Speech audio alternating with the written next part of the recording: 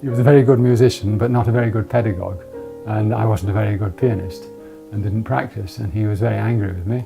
And I remember that my last lesson, got so angry. I had hair in those days. He grabbed my hair and pulled my head backwards and forwards and shouted at me. And then he picked up he pushed me down the stairs. I literally fell down the stairs, and he threw my music after me. And I remember the music sort of fell to pieces. And, my main worry was what my parents would say when the music was in pieces. I wasn't worried about the fact that I could have broken my neck walking on it. But then I decided myself that I wouldn't learn piano anymore.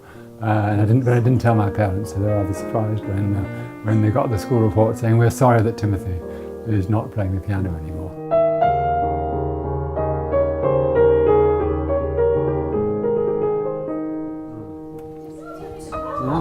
Hello. Hello. Hello. Nice to meet you. The headmaster's wife. Hello. Hello. Hello. Yeah, so you had your lessons in here. Oh, we had my fourth year. We had lessons in here. Did yes, you? Yes. And was this piece of furniture? I think that was here. There were pictures on the wall. I remember and there's a cupboard there, and there was a portrait of Wycliffe above the cupboard, and we used to throw darts. And I remember I threw a dart and it went straight through the portrait of Wycliffe. And this is tell them about the punishment. If we were naughty, this was called the Black Hole of Calcutta, and so we had to stand here. Actually, it looks a bit wider, and both doors were closed. Oh yes. And we had to stand here for 10 minutes as a punishment. Do you get that punishment now? No. You like that? The Black Hole of Calcutta. Black Hole of Calcutta it was called, yes. Kršenje pravila, mislim šta je pravilo, neko odredi šta je pravilo, to ne znači da je objektivno pravilo. What was your senior uniform? Very similar to yours. You had a blazer with the lilies on. Yes, very similar. Ties were a bit different. Dark blue with stripes on, but just one colour. I think just the white stripes. I think. Did you have like a grey blazer? We had grey shirts, and at your age, no long trousers. We had to wear short trousers. Even in winter. Even in the winter, and long socks. Yes, long woolen socks. So what about the lake? Was the lake here? The lake was there, and there was an island. We used to go and play on the island. So you were allowed on we were allowed on the island. Yes. You're not allowed on the island. Health and safety, not allowed. Ah, of course. Yes. Because you had boats, I think. We didn't. Yes, we even had boats. Yes, and we used to go there and smoke. I mean, we used to find some plants, sort of those sort of circular plants, and I think some matches, and pretend we were smoking on the island. Yes.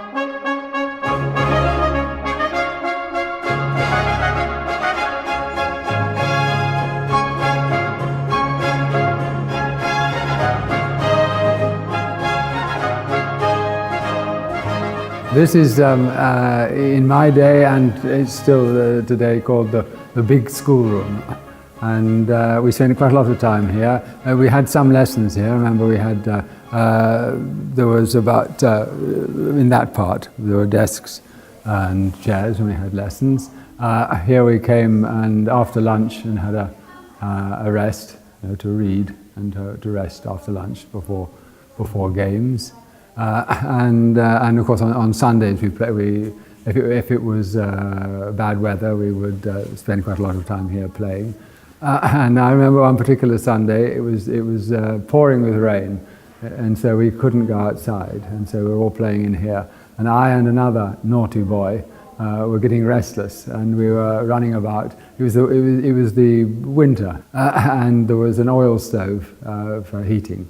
It's about where I am now.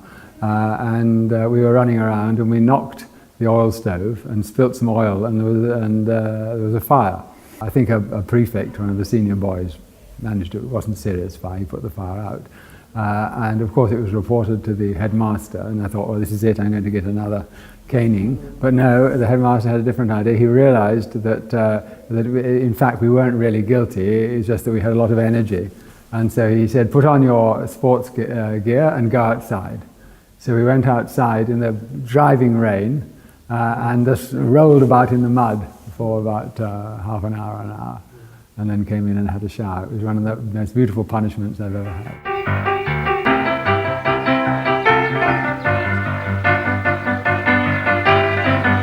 mislim, da nikad u životu nisam dao savjet svoj djeci. Ja sam razgovarao sa njima. Ja sam objasnio neke stvari, mislim, ali da dam savjet, da li da studiraju ili da ne studiraju. To niko. Oni moraju da budu svjesni ako ne studiraju šta su mogućnosti. Nek to znaju. Ali da odluka da li studira ili ne, ili šta studira, to je njihov, nažalost, to su roditelji ovdje ne samo savjetuju, nego insistiraju. Ja kad čujem roditelja, ja ne bi upisao svoje dete u toj školu. Mislim, ko je onda da upiše dete u školu? Dete koji ima 18 godina. Very strong memories. This is my first dormitory. It's called Beecham, and I see we're in the tower of the school, overlooking the entrance gate. And I was sleeping in a bed here, and it was my first. I was not quite 8, and it was my first night away from home. My parents had brought me here and left me, and as I went to bed, I couldn't believe that they could leave me here like that. And as I was lying in bed, couldn't get to sleep, whenever a car entered the school, the lights shone through. There's no curtains, as now. The lights shone through the window onto the ceiling.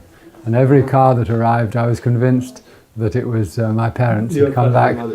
Father and mother had come back to take me home again. I couldn't believe that they could actually leave me here. Yeah. But I survived the night. I felt deserted. But I survived the night and the next 5 years at the school, so it didn't do me any harm. Thank you.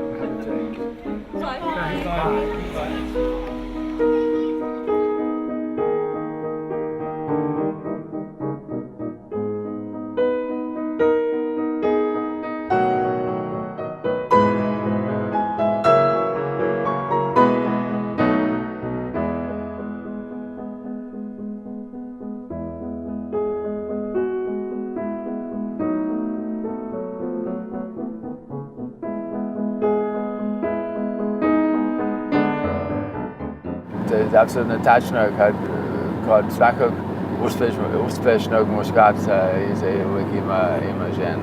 I to je apsolutno tačno. Mislim, moj posljednji 10-12 godina da sam bio sa Zoricom, ja sam totalno obnovio svoj život, svoj kreativni život, pre svega.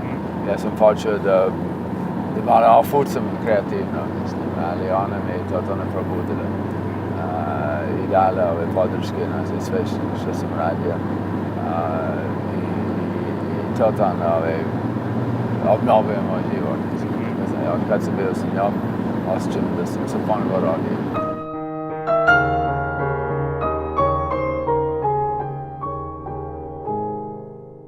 For me, I prefer to go into any church. It can be a Protestant church, it can be an Orthodox church, and light a candle and think of my mother.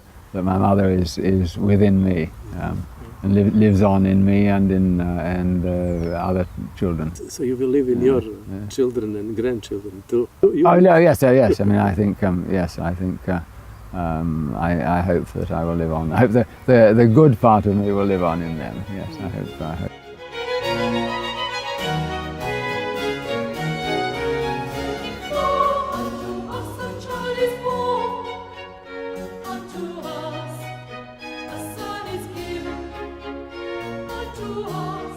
I read on the internet that not only did Handel visit this place, but he actually composed part of Messiah here. Yes. Part of Messiah? Probably inspired by the cathedral. Perhaps he listened to the choir. Who knows? He's my favourite composer, and the Messiah is my favourite piece of music. So if I were on a desert island, the one piece of music that I would take with me would be the Messiah. Messiah. Yes. Okay, let's go and see my school, which is just a little way along here. William Golding, novelist and Nobel Prize winner, and he taught me.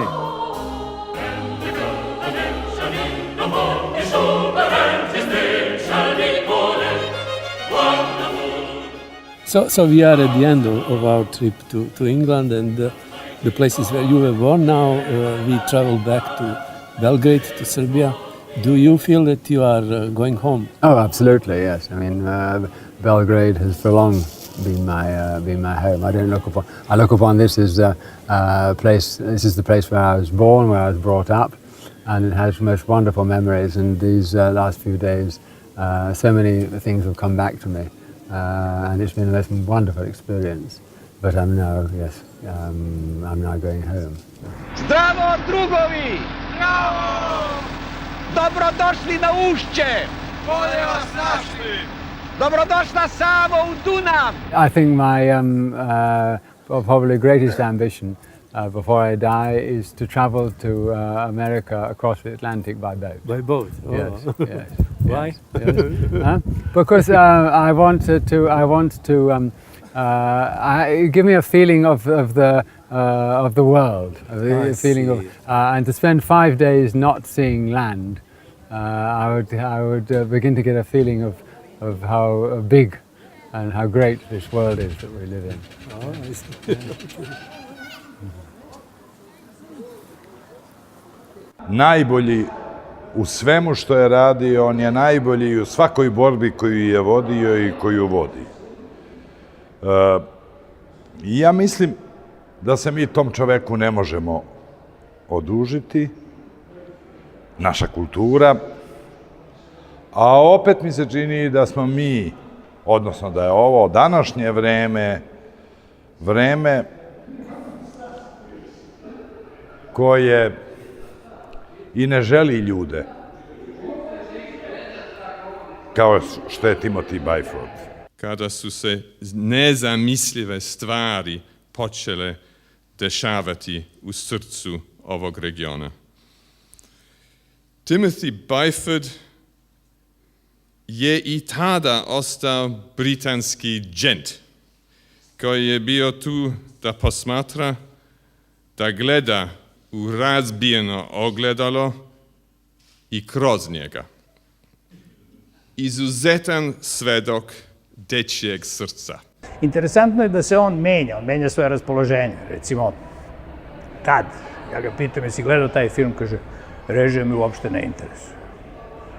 I ja krenem da ga, međutim vidim da sad ga interesuje, da je krenuo nešto da ga interesuje neke stvari, da ponovo će možda da se vrati režiji, vidjet ćemo šta će se, ali ima tako te neke svoje lelujave periode.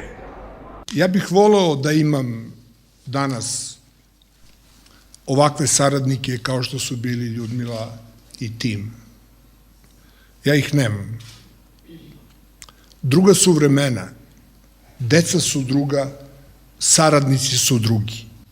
Ja sam verovala sad da će on nešto da uradi, da novo nešto, još ima on svežinu. To me čudi da nekako oni kao nema para, nema, kao da je to važno, zato nisu ni potrebne pare.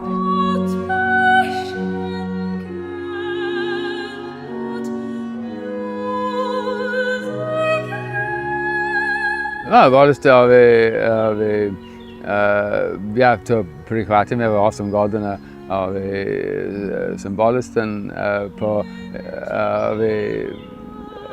po pravilu ja bi već 3 godine treba da budem u grobu, zato što kaže, u proseku ljudi koji se leče živi 5 godina od kad su dijagnozirane, i ako se ne leči 3 godine. Ja sam se lečio redovno, disciplinovano, i evo već 8 godina i još sve bolje se osjećam. Je li ima misli o kraju života, o smrti? Ne, apsolutno. Ja mislim da nikad nisam se plašio smrti. Dobro, kad čovjek je mlad, on uopće ne razmišlja o smrti kao nešto posebno, uvijek zna, može da bude neke nesreće, može i tako dalje. Ali ne, ja apsolutno ne. Ja ne želim da umem kao u snu od starosti. Ja želim da umem, recimo od raka, hoću da lekar da kaže vi imate toliko i toliko godine dana, 6 mjeseci, da znam da mogu da pratim umiranje i da uživam u umiranje kao što sam uživao u životu. I u stvari ja ne želim da umrem. Ali ja sam vrlo svestan da imam neizlečiv bolest koja će jednom će me oduzeti život. Znači ja sad pratim umiranje. Hvala Bogu, to traje dugo. I nek traje što duže, nek slavim 80. rođendan. Ali ipak, čovjek, moj odnos prema životu je mnogo drugačiji nego je bilo pre nego što sam se razbolio. Ja poštujem i volim život mnogo više nego ranije.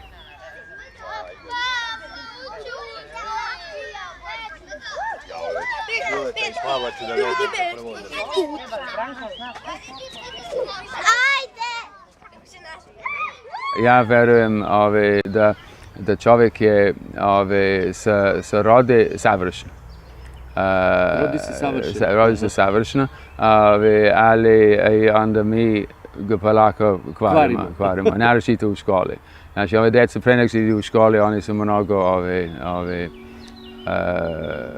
pametni, inteligentni nego i kad sam posmatrao to djecu, mnogo stvari sam učio od života. Mislim, ja sam više učio od njih nego oni od mene.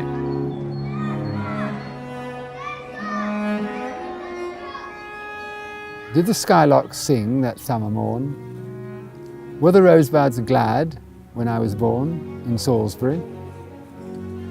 When I ballooned into a boy, were the clouds and raindrops full of joy and merry? When I die, will the skylarks be proud of me? Will the rosebuds be sad my end to see? Not very.